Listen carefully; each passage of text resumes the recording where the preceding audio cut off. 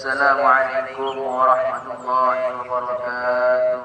Waalaikumsalam warahmatullahi wabarakatuh.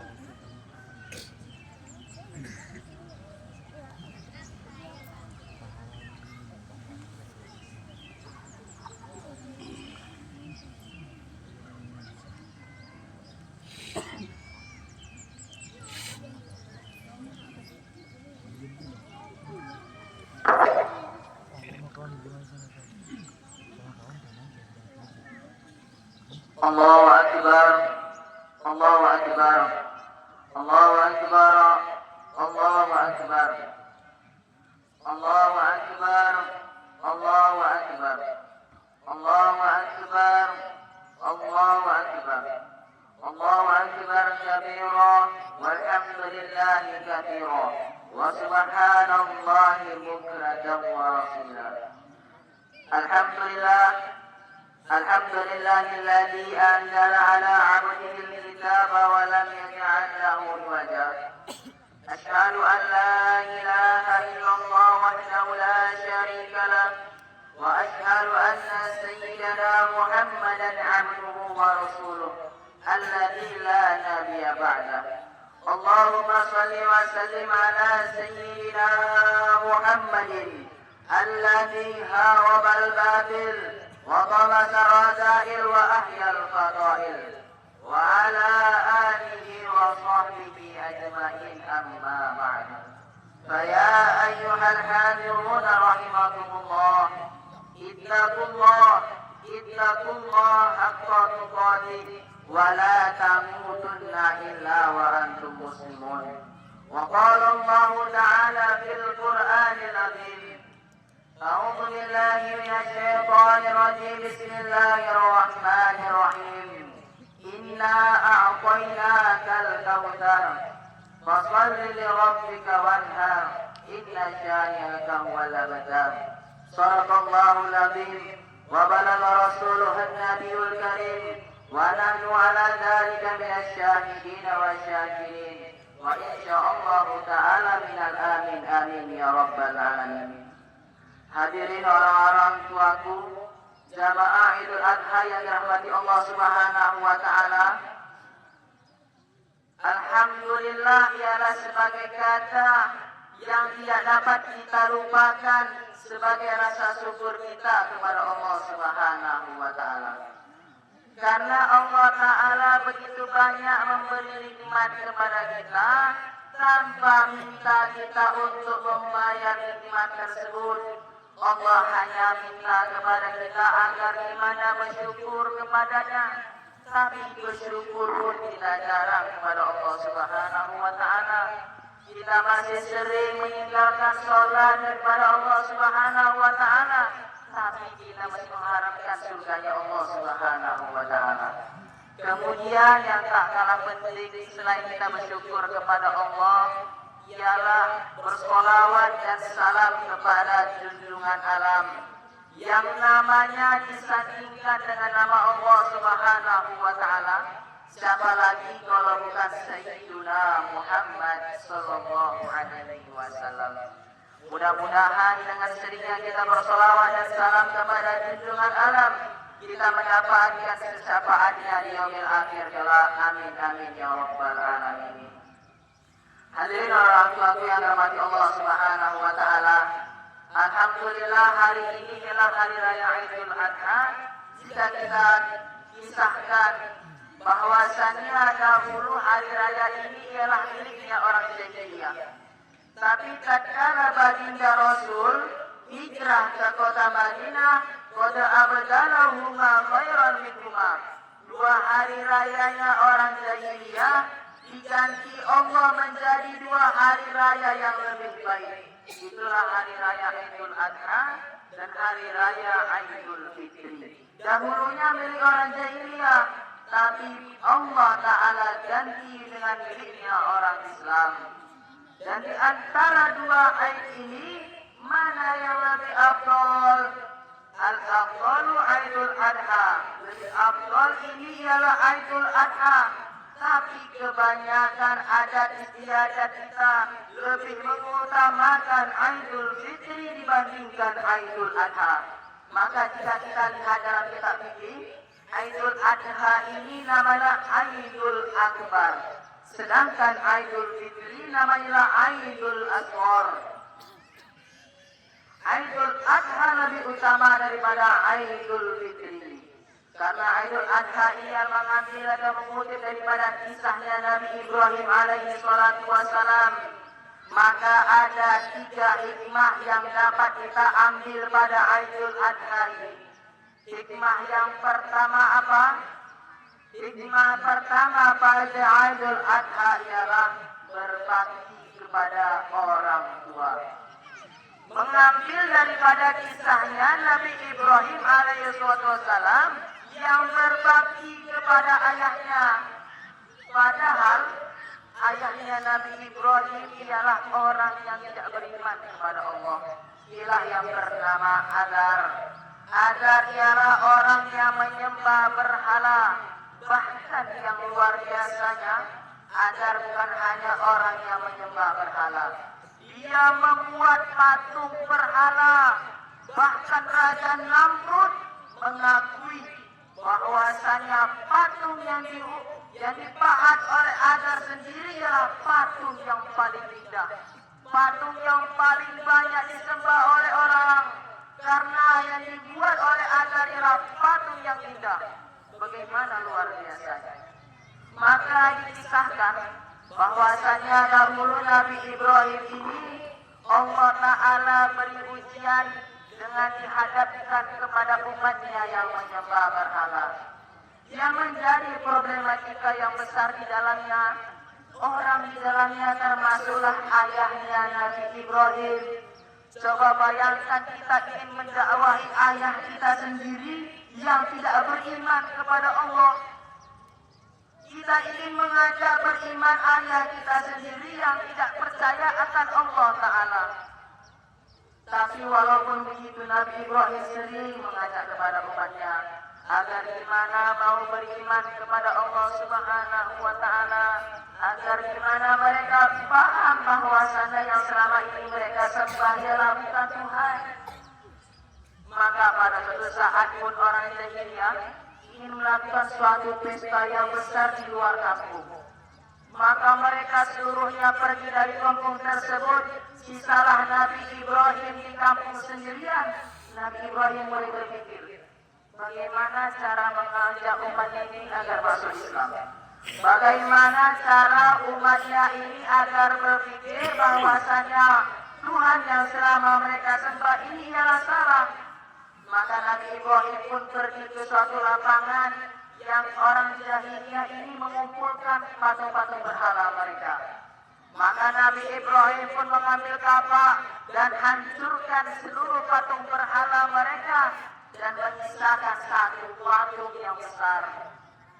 Maka tatkala orang jahiliyah telah selesai daripada pesta raya mereka dan kembali ke kampung, melihat Tuhan mereka telah hancur berkeping-keping, mereka langsung berpikir pasti yang melakukan ini ialah Ibrahim, karena dia yang tidak ikut kepada kita untuk merayakan pesta tersebut.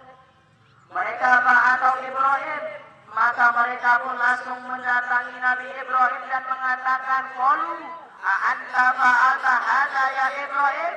Apakah engkau yang melakukan ini seluruhnya kepada Tuhan kami, wahai Ibrahim? Maka Nabi Ibrahim pun mengatakan, "Qul bal fa'alahu kabiru hadza." Patung yang besar ini yang melakukannya. Karena dia iri ada Tuhan selainnya, katanya. Karena dia iri, masa kalian meminta kepada patung-patung selain dia, sedangkan dia patung yang paling besar. Fas'aluhum in kanu yatikun. Maka tanyakan kepada patung-patung yang hancur ini, in kanu yatikun, jika mereka mampu berbicara, kata Nabi Ibrahim. Mendengar jawaban Nabi Ibrahim, orang jahiliyah pun merasa malu, menundukkan kepalanya karena mereka sadar tidak mungkin patung tersebut akan berbicara. Nabi Ibrahim pun mengatakan, "Apa ta'buduna min dunillah?" Mengapa kalian menyembah selain Allah Subhanahu wa Ta'ala? mala yang ma'ukum syai'an wala yadurrukum. Sedangkan yang bersembah itu tidak mungkin memberikan kemanfaatan dan kemudaratan sedikitpun kepada keseluruhnya, kata Nabi Ibrahim. Karena an-nabi'u yang hanya mampu memberi kemanfaatan atau yang hanya mampu memberi kemudaratan ialah Allah Subhanahu wa taala.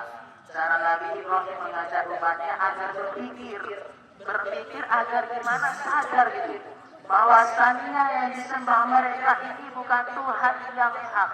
Tapi karena mendengar jawaban Nabi Ibrahim tadi, mereka merasa marah karena Tuhannya dihancurkan. Mereka pun langsung membakar Nabi Ibrahim hidup-hidup. Tatkala itu Nabi Ibrahim berdoa agar api yang begitu besar diinginkan oleh Allah Subhanahu wa taala. Dan Allah kabulkan doanya Nabi Ibrahim. Ini dakwahnya Nabi Ibrahim kepada umatnya. Tapi perhatikan, tatkala Nabi Ibrahim mendakwah kepada ayahnya sendiri, Nabi Ibrahim ini menggunakan kalimat yang sopan santun, kalimat yang lemah lembut, karena ia tahu ini ayahnya, walaupun tidak beriman kepada Allah, wajib berbakti kepada kedua orang tua. Maka suatu ketika Nabi Ibrahim pun ingin mendakwah, tapi dalam bentuk pertanyaan. Nabi Ibrahim mengatakan, "Idqala li abihi," maka tatkala Nabi Ibrahim mengatakan kepada ayahnya, "Ya abati, lima ta'budu ma la yasma'u wa la yubsiru wa la yughni 'anka syai'an." Wahai ayahku, aku ingin bertanya kepadamu, mengapa engkau menyembah sesuatu yang tidak dapat mendengar apa yang kau minta kepadanya? Wahai ayahku, mengapa engkau menyembah kepada sesuatu yang tidak dapat melihat apa yang kau perbuat? Wahai ayahku, kenapa engkau menyembah kepada patung ini sedangkan dia tidak mampu memberikan kecukupan kepadamu, wahai ayahku? Maka karena dengar dakwahnya Nabi Ibrahim ini, karena seringnya Nabi Ibrahim mengajak ayahnya agar masuk Islam, ia pun mulai merasa bosan.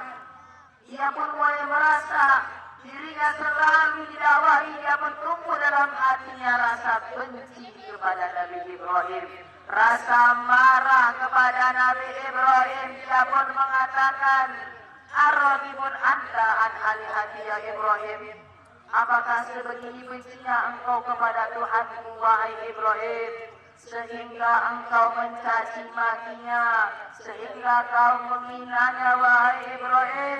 La illam tantahi, jika engkau tidak berhenti mendakwahiku untuk masuk ke dalam agamamu, wahai Ibrahim, la arjumannaka, sungguh aku akan melemparmu dengan batu, wahai Ibrahim.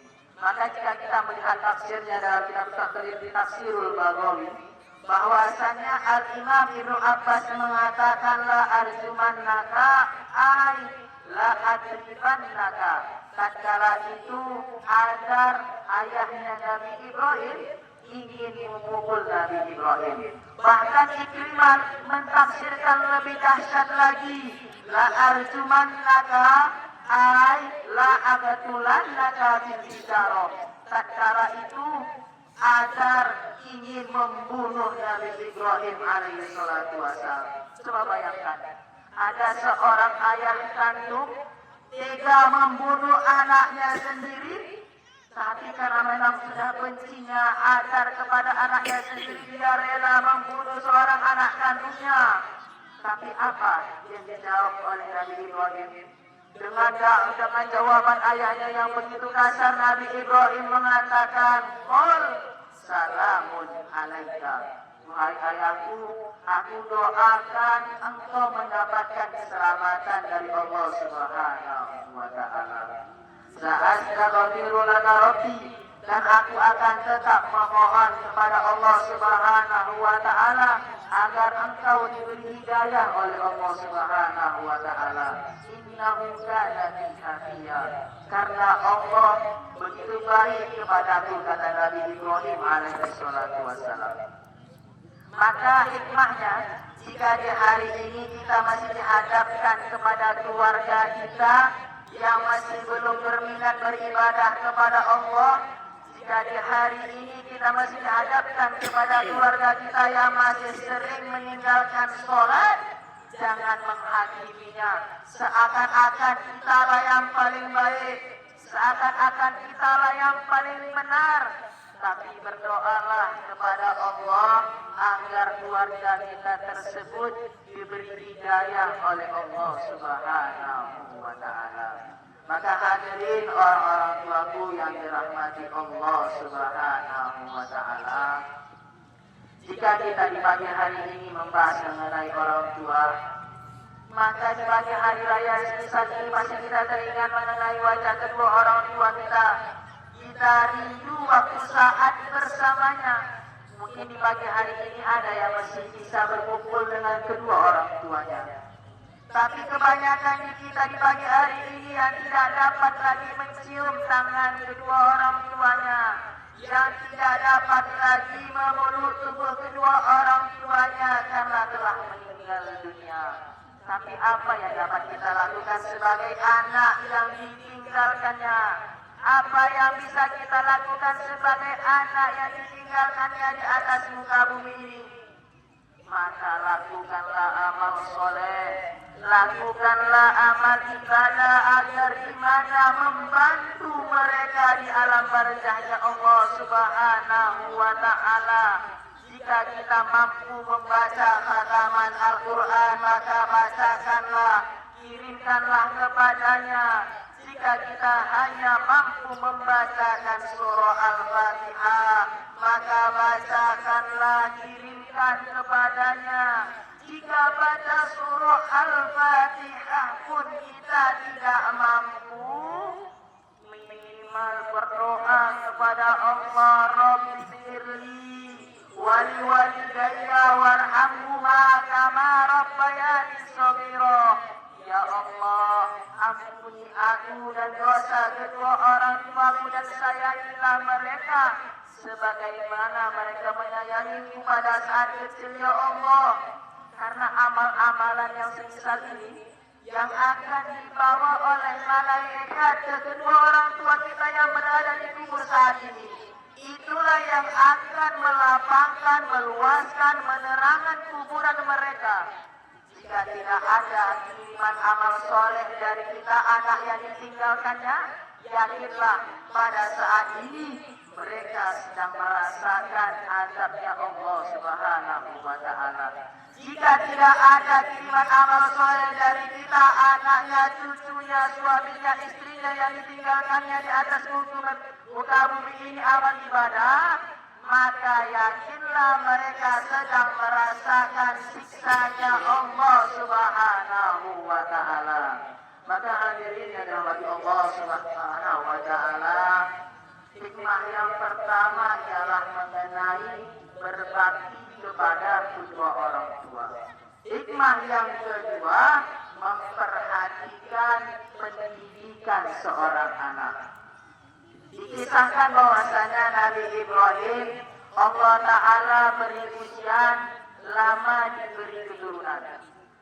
10 tahun Nabi Ibrahim berdoa kepada Allah, Rabbi habli minas sholihin, agar diberi anak yang soleh. Setelah 10 tahun, fabasyarnahu bigulamin halim. Allah Ta'ala beri kabar gembira kepada Nabi Ibrahim dengan diberinya seorang anak. Lahirlah yang namanya Ismail alaihi salatu wassalam. Nabi Ibrahim alaihi salatu wassalam ialah bukan hanya sekedar anak yang soleh, bahkan menjadi nabi dan rasul. Mengapa? Mengapa bisa begini? Kuncinya satu. Kuncinya satu, karena Nabi Ibrahim berbakti kepada kedua orang tuanya. Maka jika kita ingin anak-anak kita menjadi anak yang soleh dan solehah, kuncinya cuma satu, berbakti dan berbuat baik kepada orang tua.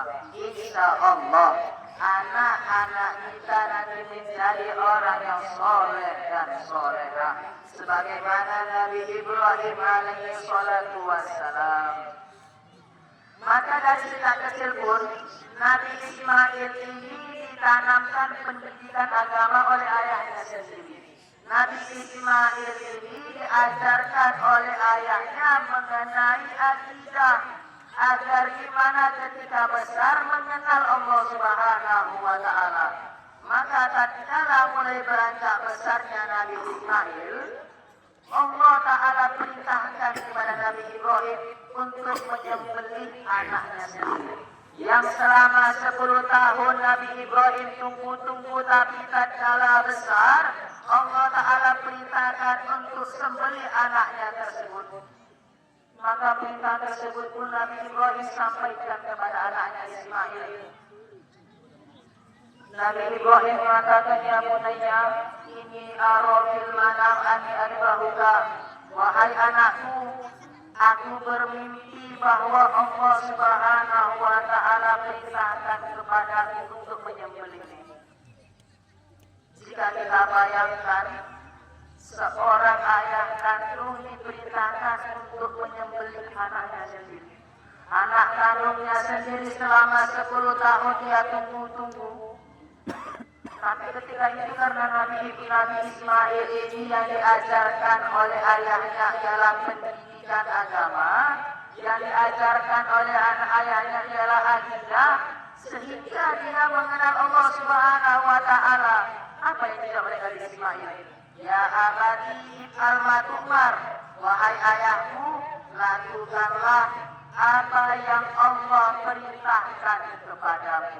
Satajiduni insyaallah minas sabirin. Insyaallah engkau akan mendapatiku daripada ahli surganya Allah Subhanahu wa Ta'ala. Jawaban yang begitu luar biasa, tatkala dirinya ini disebut, tapi dia mengatakan laksanakanlah perintah Allah, karena ia tahu itu pasti perintahnya Allah Subhanahu wa Ta'ala.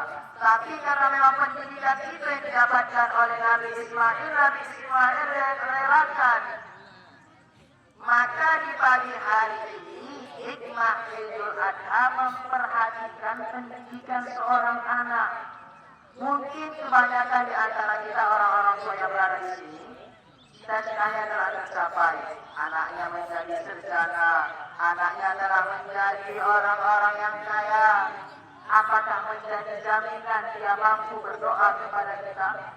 Apakah menjadi jaminan ketika kita meninggal dunia, mereka masih mampu beribadah kepada Allah Subhanahu wa Ta'ala?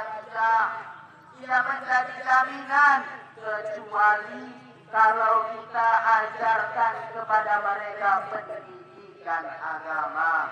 Kecuali kalau kita sekolahkan mereka ke pondok-pondok pesantren. Kecuali kalau kita ajarkan kepada mereka akidah kepada Allah Subhanahu wa Ta'ala.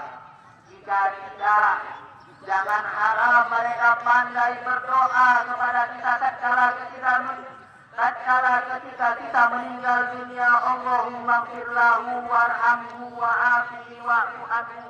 Mungkin tatkala masa kuburan kita mungkin tidak datang. Kalau tidak kita tanamkan kepada dia pendidikan agama, tidak ada yang paling kita harapkan pada saat kita kala kita meninggal dunia. Anak kita sendirilah yang memandikan kita, anak kita sendirilah yang mensolati kita, anak kita sendirilah yang berdoa di atas kuburan kita. Allahumma ja'al qabrahu raudatan min riyadil jinan, ya Allah, jadikanlah kuburan orang tuaku ini, ya Allah, sebagai taman-taman surgamu. Wala taj'al qabrahu hufratan min hufari niran, dan janganlah engkau perbuat ini kuburan orang tuaku, ya Allah, sebagai taman-taman nerakamu, ya Allah. Jika kita tanamkan pendidikan agama, insya Allah anak-anak kita akan melakukan di seluruhnya. Maka hadirin orang-orang tua yang dirahmati Allah Subhanahu wa Ta'ala, Hikmahnya yang kedua ialah memperhatikan pendidikan seorang anak. Kemudian hikmah yang ketiga ialah berkurban. Berkurban tadi ini mengambil daripada kisahnya Nabi Ibrahim menyembelih anaknya sendiri yaitu Nabi Ismail. Maka Allah firmankan dalam Al-Quran, "Fasholli li rabbika wanhar." Fasholli, maka perbanyaklah sholat kepada Allah. Jika ditafsirkan dalam tafsir Jalalain, fasholli di sini maka sholat Idul Adha lah. Setelah sholat Idul Adha, wanhar dan berkurbanlah. Baginda Rasul sabdakan, "Ma'amila adami yawmina ta'abu Allah ta'ala min iradi." Tidak adalah yang paling dicintai Allah Subhanahu wa ta'ala pada hari raya Idul Adha ini melainkan kita berkurban kepada Allah Subhanahu wa ta'ala. Innaha la ta'ti yawmal qiyamati biruniha wa asfariha wa asfariha.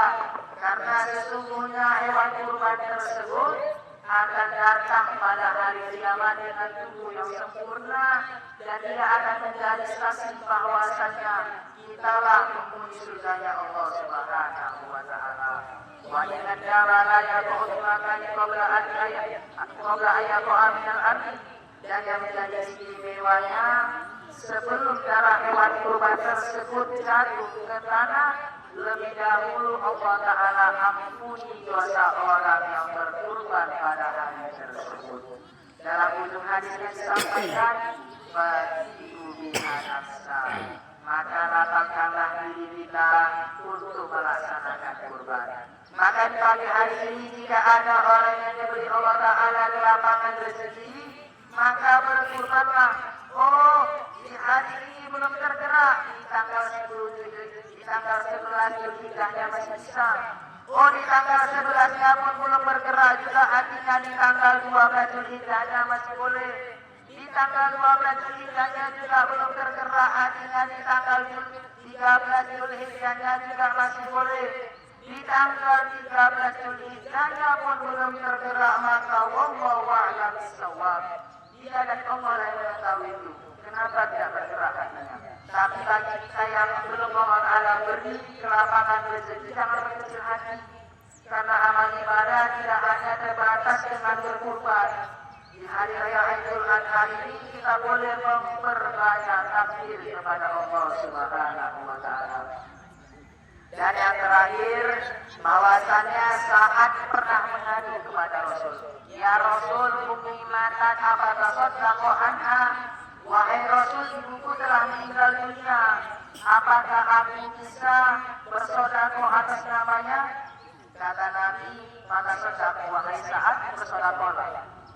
Maka jika di pagi hari ini ada di antara kita yang berkurban atas nama kedua orang tuanya, maka ia dan kedua orang tuanya mendapatkan pahala kurban tersebut.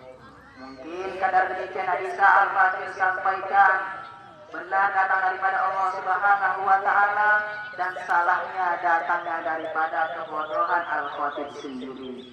Barakallahu li wa lakum fil Qur'anil azim wa nafa'ani wa iyyakum bima fihi minal ayati wa dzikril hakim wa taqabbal minni wa minkum tilawatahu innahu huwal ghafurur rahim.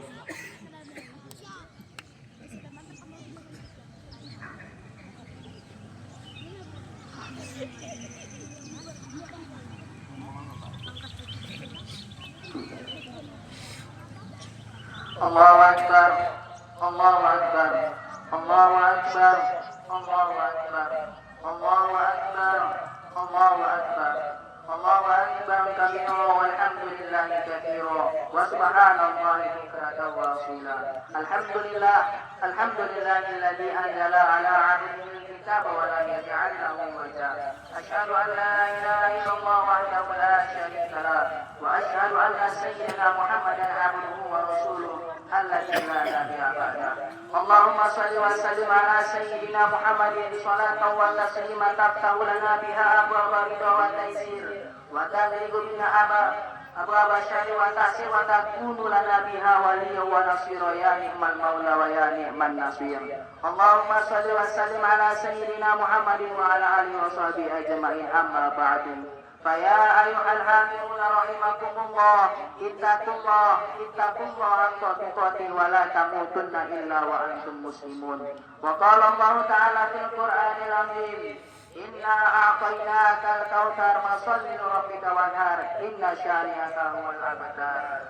وقال الله تعالى في آيات الأخرى إن الله وملائكته يصلون على النبي يا أيها الذين آمنوا صلوا عليه وسلموا تسليما.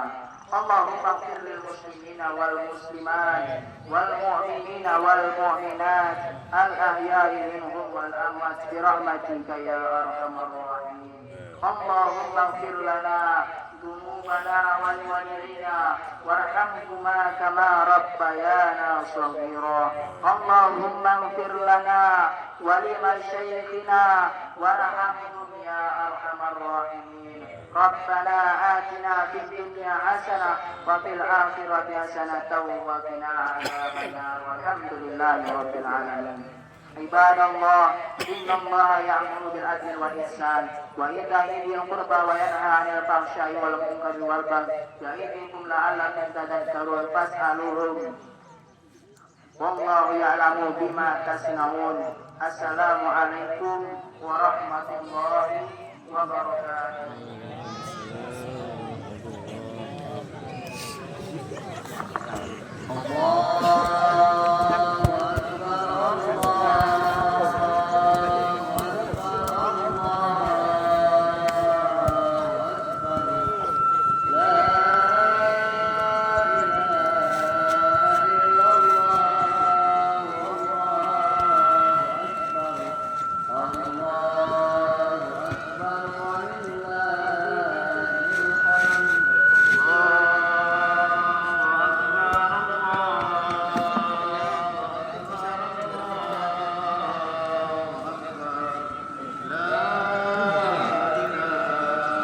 Ini apa canggih ya? Gelap kali pun. Gelap kali.